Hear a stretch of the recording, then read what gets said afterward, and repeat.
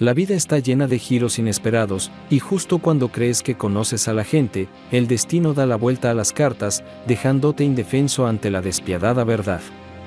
Hoy te contaré una historia que te atravesará el alma. Me llamo Alina, tengo 25 años, pero empezaré por el principio. Me casé pronto, a los 17, mi marido es 2 años mayor que yo. Fue mi primer amor del instituto, al menos eso creía yo. Sí, me gustaba, incluso me apasionaba al principio, y luego se convirtió en un hábito. Mi marido me llevaba en brazos, me sacudía el polvo, me cuidaba cuando estaba embarazada, así que me mimaba. Un año después de casarnos nació mi hija, yo no iba a la escuela ni trabajaba, y mi marido estudiaba y trabajaba. Es cierto que el dinero escaseaba, mi marido empezaba a hacer carrera y yo era guapa y, por tanto, caprichosa. Aparte de cuidar del bebé, no hacía casi nada en casa. Lo hacía mi madre, y no le gustaba. Empecé a fastidiarme de todo, de la casa, de la familia y de mi marido. En total vivimos con él 5 años, y con esos años me sentí completamente fría con él, aunque el hecho de que no le quiero, me di cuenta después del nacimiento de mi hija. Durante todo este tiempo solo dejé que me amara. Entonces un día me miré en el espejo y me di cuenta de que mi marido no era el hombre con el que quería pasar el resto de mi vida.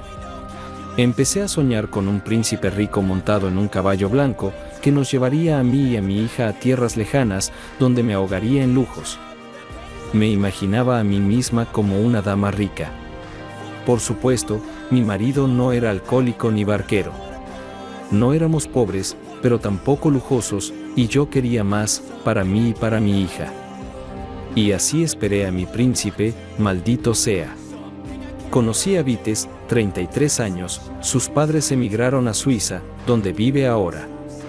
Habla bien ruso, tiene su propio negocio de turismo internacional, una cadena de sus propios hoteles para turistas. Al principio él y yo solo nos carteábamos a escondidas de mi marido, pero luego nos comunicamos a través de Skype. Yo era una madre cariñosa todo el tiempo, fingiendo ser una esposa cariñosa y tierna, a pesar de que el sexo con mi marido se había convertido en parte de mi necesidad doméstica. Al mismo tiempo soñaba con mi príncipe, del que ya me había enamorado sin memoria y con una nueva vida de lujo. Y entonces llegó ese día tan esperado. Vites iba a venir a Polonia y se pasaría por nuestra ciudad. Yo estaba en la luna. Lo único que me asustaba era la conversación que iba a tener con mi marido, porque él me quería. Vites llegó una semana después de comunicármelo. Le recibí en el aeropuerto con un precioso ramo de flores, luego fuimos al hotel donde alquiló una habitación en clase business. Después dimos un paseo por la ciudad y volvimos a la habitación del hotel, que fue donde ocurrió todo por primera vez entre él y yo. Me sentí como en un cuento de hadas. Pasé 2 días en su habitación, apagué el móvil y no pensaba en otra cosa que en mi felicidad. 2 días después, Vites me dijo que había terminado sus negocios en Polonia, que volvía a casa y que estaba dispuesto a llevarnos a mí y a mi hija con él. A mí como su novia. Acepté inmediatamente, había un momento crucial para hablar con mi marido. Cuando llegué a casa, mi marido me atacó, diciéndome dónde estaba y todo, que ya había llamado a todos los hospitales y morgues y que me iba a denunciar a la policía. Pero entonces le dije que le dejaba porque había conocido y me había enamorado de otro hombre. Le dije que me iba con él y que me llevaba a mi hija. Cayó de rodillas, lloró, me rogó que pensara, pero me pareció tan patético en ese momento. Le dije que no se humillara, que no se avergonzara y que aceptara todo como era. Lo único que tenía que hacer era dar su consentimiento por escrito para que su hija se fuera al extranjero. Me dijo que si yo lo decidía, podía irme, pero que no me daría a su hija. Hice un berrinche, le llamé perdedor, que por culpa de sus estúpidos celos y su resentimiento privaba a su hija de un futuro brillante. Entonces empecé a convencerle de que no estaba privando a su hija, que ella podía venir con él de vacaciones y él podía venir a visitarnos, incluso estábamos dispuestos a pagarle el viaje, que no iba a privar a mi hija de su propio padre. Hablarían por Skype al menos todos los días, pero mi marido era reacio. Volví a Vites y se lo conté todo llorando.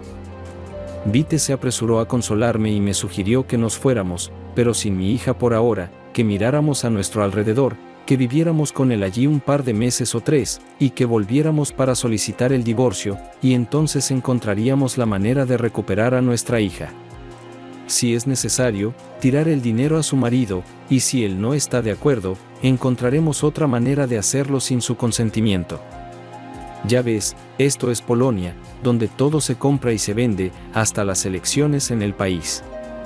Sobornaremos a alguien, y se le privará de sus derechos paternos si nos pone trabas. En ese caso, no volverá a ver a su hija. Pensaremos en algo. Le dije que tenía que hacer las maletas. Se rió y dijo que solo se llevaría mis documentos, y que compraría todas las cosas que quisiera a mi llegada. Cosas viejas para que se las dejara aquí, junto con la antigua vida, a mi marido como recuerdo. Que las mirara y recordara a la mujer que perdió. Estas palabras me hicieron sentir por primera vez un remordimiento de conciencia, porque mi marido no era culpable de nada. Cuando volví a casa a por mis documentos, empecé a convencer de nuevo a mi marido para que dejara que mi hija se fuera conmigo. Le dije que millones de personas se conocen y se separan. Admití que sí, que estaba siendo mala con él. Incluso le pedí que me perdonara, pero que no debíamos privar a nuestra hija de una vida mejor por ofensas innecesarias. Pero no quiso escucharme. Empezó a hablar de nuevo de pensar, dijo que era un borrón y que estaba dispuesto a perdonármelo todo. Pero ya no me importaba. Le dije que volvería y que continuaríamos la conversación en el juzgado. Justo antes de irnos, Vites me dijo que teníamos que pasar por su hotel en Turquía de camino. Habían surgido algunos imprevistos, solo por un día, para solucionar algunos trámites, y desde allí volaríamos a Suiza, y al mismo tiempo nos relajaríamos. Me alegré. Cuando llegamos a Turquía, nos recibieron en el hotel y nos acompañaron a su habitación, que me dijo que era la suya. Trajeron champán y un desayuno ligero, pero él abrió una botella, sirvió copas y dijo, brindo por una nueva vida. Después del champán me desmayé, se me nublaron los ojos y me quedé dormida. Ese fue el final de mi cuento de hadas y el principio de una auténtica película de terror. Me desperté en una habitación sin ventanas, completamente desnuda en el suelo, sin mi teléfono ni mis documentos.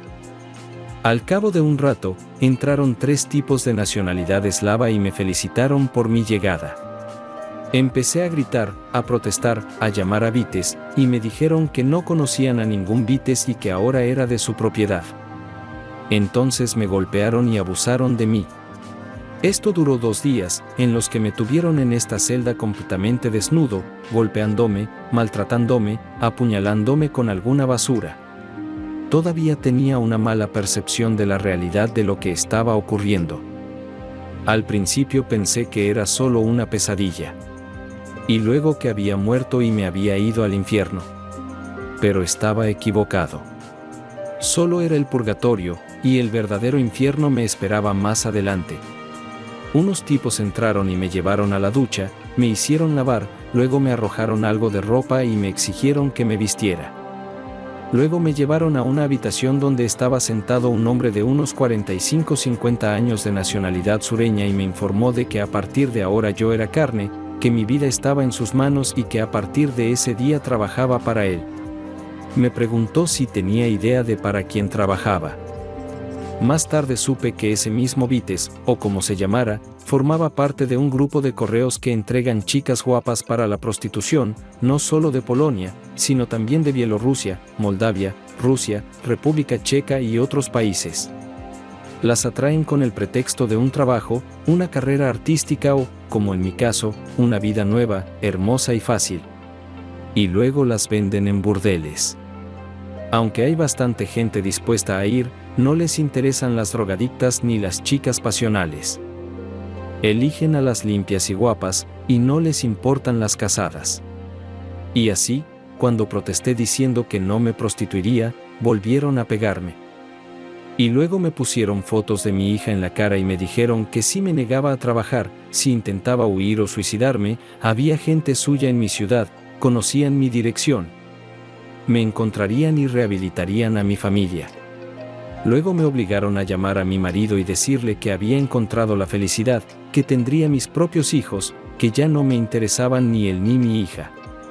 De nuevo me recordaron a mi hija, preguntándome si realmente no la necesitaba. Hice lo que me dijeron. Mi marido me dijo que no volviera a llamar y que olvidara el número de una vez por todas. Al mismo tiempo, este tipo me dijo que si era inteligente, obediente y hacía un buen trabajo, me darían una buena prima. Lo que siguió fueron 6 meses de infierno. Me vendieron como ganado en el mercado, la intimidación, la humillación y las palizas se convirtieron en la norma. Varias veces me quedé embarazada, aborté y luego me esterilizaron a la fuerza y ahora ya no puedo tener hijos.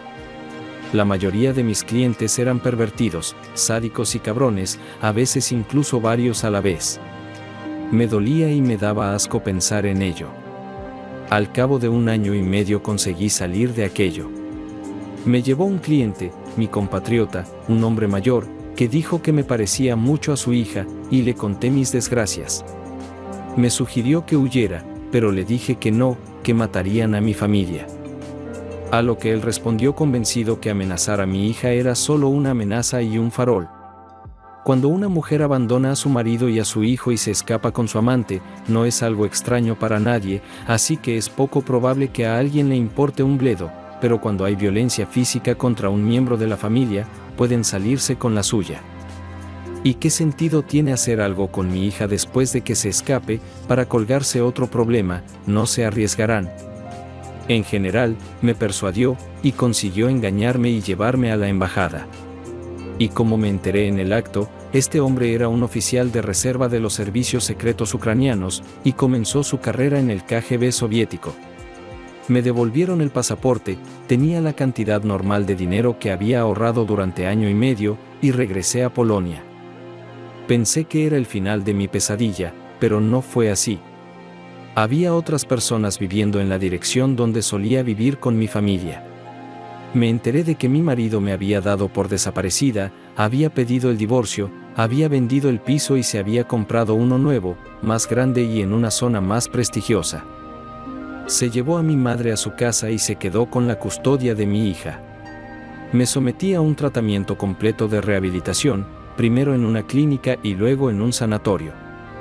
Los psicólogos trabajaban conmigo, tenía dinero y aprendí a ser peluquera. Se lo conté todo a la policía e incluso presenté una denuncia, pero me prometieron lánguidamente que la Interpol se ocuparía de ellos. Y entonces localicé a mi exmarido, nunca olvidaré aquel encuentro. Ni siquiera me saludó ni preguntó, sino que me preguntó qué quería de ellos. Nos sentamos en un café durante 3 horas, deliberadamente le conté todo, pero en sus ojos no vi ni una sombra de simpatía o piedad, sino solo frialdad y lástima. Mi marido me dijo que ni él ni mi hija me necesitaban, y que debía volver al panel, donde pertenecía. Le dije que quería ver a mi hija y que legalmente tenía derecho a hacerlo. Así que demándeme, me dijo riendo entre dientes, y sacó un montón de fotos de su bolsillo interior y las tiró sobre la mesa. Mi benefactor tenía razón, esos cabrones no tocaron a mi hija, pero enviaron fotos de mi marido a una dirección de correo electrónico en la que estoy con clientes.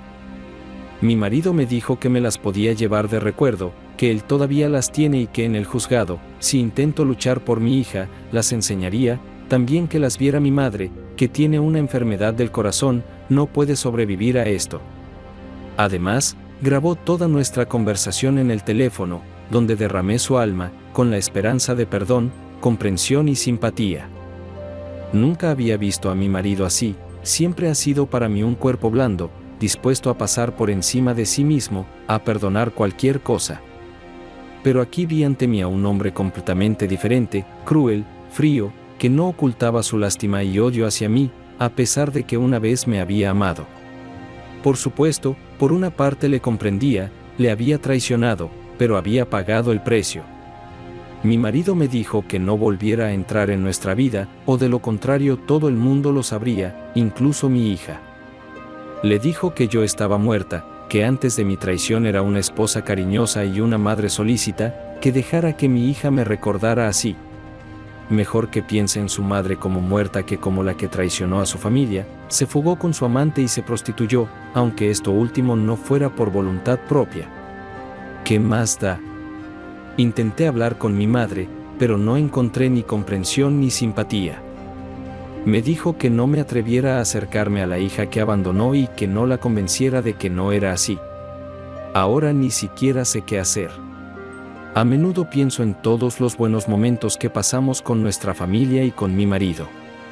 Cómo era amable conmigo, pero yo no lo apreciaba. Y me pregunto si merece la pena luchar. Tengo muchas ganas de ver a mi hija, la echo mucho de menos, y a mi marido también.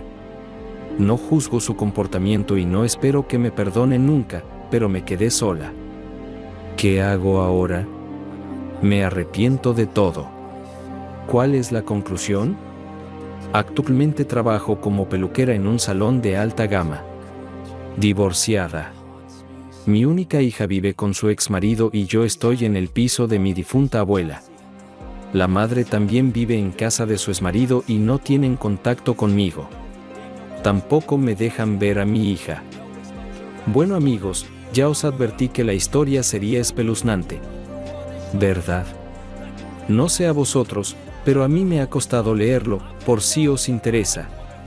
No sé si porque es una narración en nombre de una chica, de una mujer, o porque con cada nueva frase me daba cuenta de que, por desgracia, esta historia bien podría ser real. ¿Me entendéis, amigos, verdad? Pero por desgracia, esta es nuestra realidad y no tenemos otra. En cuanto al protagonista de esta historia, espero vuestros comentarios y seguro que una vez más, vuestra opinión es la misma que la mía. Sí, es una situación indignante. Indignante,